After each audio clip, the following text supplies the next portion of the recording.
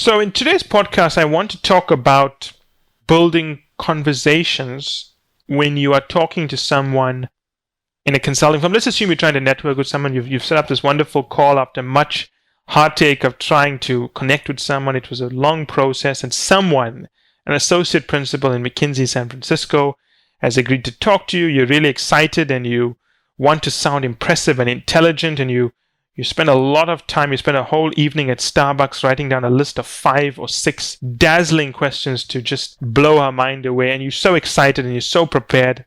And come Saturday morning, she's got 20 minutes, but she says, you know what, Hector, I've only got 20 minutes, but please feel free to ask me any questions you want, and let's just have a discussion about it, and I'll help you as much as I can. And you just go through your 5 questions, right? And you're so proud of yourself because you can see that, she's had to think about your questions. She's responded to them very carefully, and you give yourself a pat on your back. Now, I would say that's a failed call. And I'll tell you it's a failed call because of the following reason. Look at it from the person's perspective to whom you are speaking. Let's assume I am the she. I am the lady who's the associate principal from San Francisco. How would I look at it, right? So let's assume you gave me the first question, right? I responded to the first question, and I thought the first question was good. Because you spend a lot of time thinking through these questions, they're actually very good questions. You started off with this excellent question about how someone with your profile who has worked in government as assistant to the mayor, there's not a lot of precedent, how would that kind of person transition in? Is it an experienced hire, or is it seen as an undergraduate hire, or whatever it is? So she was very happy with the question. She told you so, and she responded to it, and she gave you quite a long feedback because she works in the public sector practice, so she could speak quite eloquently about the topic. Then you had another question about the work done in the New York office because that's the other region you were considering because it's close to DC, and you thought you could get exposed to financial services work because that's the kind of work you were doing when you were the assistant to the mayor's office, but it's also close to DC, so you could kind of leverage both backgrounds. And again, a very good question. No one would ever say those were bad questions. So she responds to it, but she's a bit surprised that the kind of interesting tidbits that she gave you in the first question, you didn't build on, you didn't acknowledge it, you didn't do anything with it, you just went to an unrelated question. And then your third question, again, very good question, but unrelated to the first and second questions. You wanted to know what it was like for her to start off in the pharmaceutical practice because that's where she started off according to her resume. Again, the question you asked about the pharmaceutical work showed you had read her profile, you had read some of the research reports she was put out, so she was quite impressed. But again, she was surprised because in the first question, you didn't build on what she had already said. In the second question, you did the same thing. In the third question, it looks like the same thing. And after a while, for the third question, she kind of realizes that you're not actually paying attention to what she's doing or what she's saying, but you're simply going through a list of questions you've developed. Now, that is why these kind of things fail. And this is why these kind of conversations end up being a total bust. I have a very nice candidate. Well, I've got many nice candidates, right, that we work with clients all over the world. But I have a very nice guy from California, PhD. I think he's aeronautical engineering. I don't know, aeronautical and mechanical engineering. I can't remember it exactly.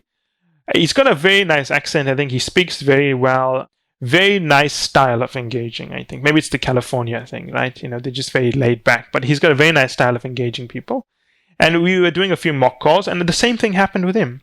He had these set of questions, and he just went through them. Boom, boom, boom, boom, boom.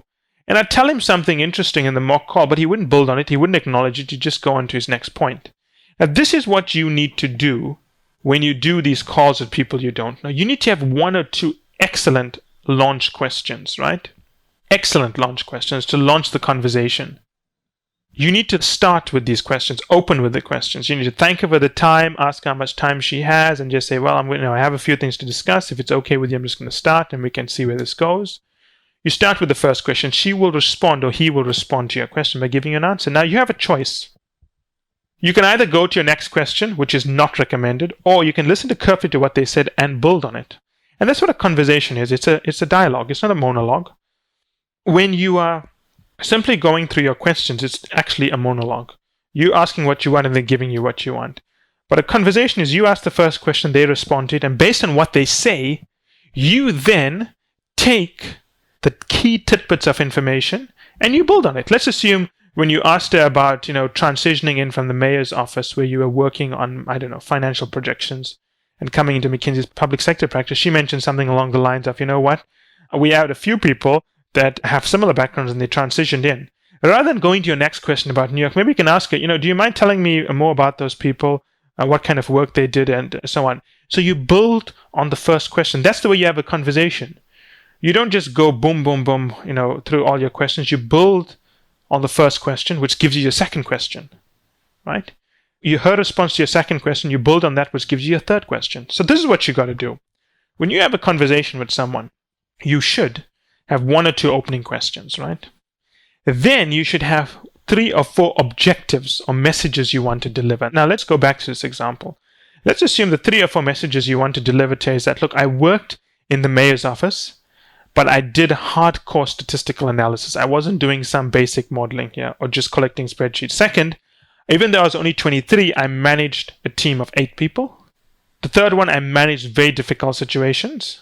And the fourth one, let's just assume there's 3 objectives. Now, what you got to do is you got to have these 1 or 2 opening questions, right? And based on a response to the first question, you got to develop your next question, building on a response to your first question. But as you either have a conversation with her or you craft your second question of her first response, you got to find a way to deliver your message. For example, right? Let's play this out. Let's assume we're having the call. Let's assume her name is Sheila. And I'll say, let's assume Sheila is talking about how people with similar backgrounds as you had joined McKinsey and have done fairly well. Now, my response to that would be, well, Sheila, thank you so much. That's actually very interesting information. I never knew that because I couldn't find it on the McKinsey website. And I'd make a joke along the lines of, well, I suppose, you can't have everyone's profile on McKinsey. It's quite a large company.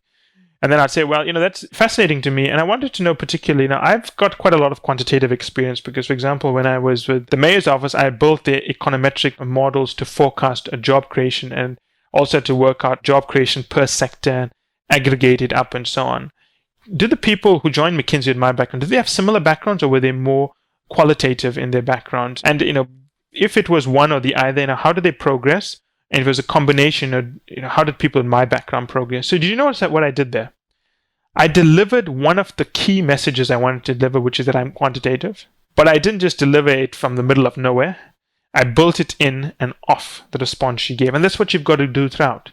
Your strategy will have to be an opening question, build on what she says, and then every time you get a chance to talk or ask a question that is directly related to what she's saying, you have to be able to clearly deliver one of your messages. Now, I have a candidate from France who calls this, like a spin doctor. I hate that term. It's not a spin doctor, it's clear communication. Most people don't know how to communicate. And I hate that term. It's not being a spin doctor. This is the way you communicate. This is communication. You need to respond to what the person is telling you, and you have to be very consistent about the messages you are delivering. In fact, you can't know what messages, if you have those 3 or 4 messages you want to deliver in the call, you can't know what those 3 or 4 messages are until you've properly rewritten your resume, which is in another podcast, and know what are the messages you want to deliver. But this is the way you're meant to run any call you have with people. This is the way to communicate, right? This is the way you have a conversation. You should always ask a few questions and build on what the person is saying. If the person can see you building on what they're saying and you're thinking about it carefully, they know you're engaged in the conversation. Now, of course, there may be some people who are not going to be interested in you no matter what happens, but by and large, if you can do this in a conversation, you will come across well.